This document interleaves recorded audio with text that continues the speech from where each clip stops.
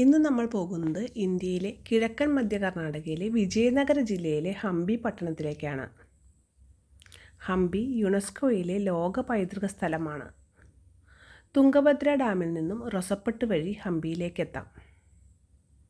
വിജയനഗരത്തിൻ്റെ ചരിത്രാവശിഷ്ടങ്ങൾ ചിതറിക്കിടക്കുന്ന ഹംപി വിജയനഗര സാമ്രാജ്യത്തിൻ്റെ തലസ്ഥാനമായിരുന്നു.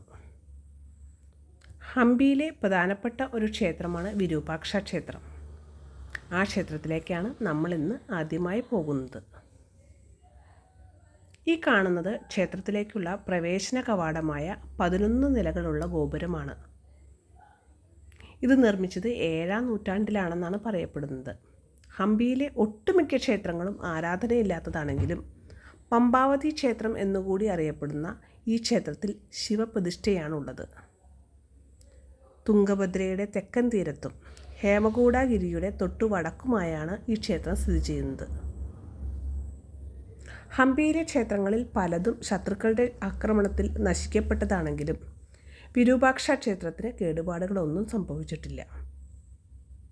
ആദ്യത്തെ ഗോപുരം കടന്ന് നമ്മൾ ഉള്ളിലേക്ക് പോകുമ്പോൾ വീണ്ടും കാണുന്ന ഈ ഗോപുരവും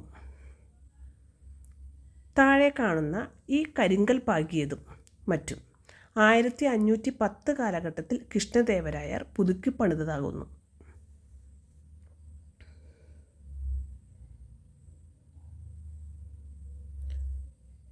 ഹംപിയിലെ ക്ഷേത്രങ്ങൾക്കുള്ള മറ്റൊരു പ്രത്യേകതയാണ് കരിങ്കൽ തൂണുകൾ.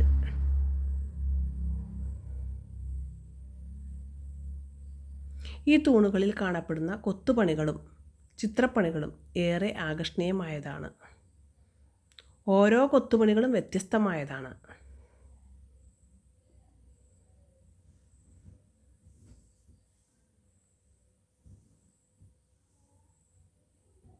ഇത് ക്ഷേത്രത്തിൻ്റെ സീലിംഗ് ആണ്. ഇതിൽ കാണുന്ന മങ്ങാത്ത ചായക്കൂട്ടുകൾ ഹംപിയുടെ ചരിത്രപരവും വാസ്തുവിദ്യാപരവുമായ മഹത്വത്തിൻ്റെ തെളിവുകളാണ്.